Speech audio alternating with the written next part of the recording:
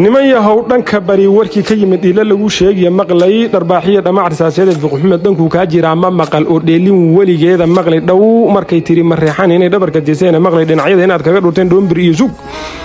maqlay dhowr iyo konton inaad dunta mariseen maqlay dhaawacu ka badan dhirta geedaha maqlay waraabuhu inuu dhargay oo dhuuqay hilibkooda maqlay dhagaxumiya dhabanahays badan maqlay dhulkoodii inaad dudi ku maalayso maqlay dhabihi laandheer inaad xiriya dhigateen maqlay abud waq inaan lagu dheelman ay dhaartu tahay maqlay hablaha dhagaxa tuuramay inaan cidila dhaafaynin maqlay marreexan xibda dharar ka weyn dhabarka loo saaray maqlay nabadii dhaxdiina ahayd ay iyagu dhooba galiyeen dhaxa idinkuna wanaag soo dhidhiidaysan dhadhan ma laha siman aan la wada dhowreenin maqlay dhilkii nabada soo mar dambeena Allah ku dhufateen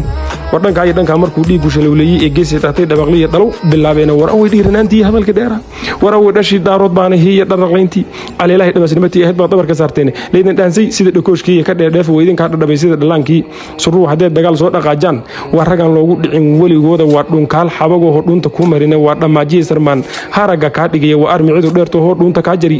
waa dhimbil daba oo dhuuxa ku galiya waa dhug iyo qaniin dhiiga ka shubay car haddaad ku dhacleedihiin dhiciid dhulkiini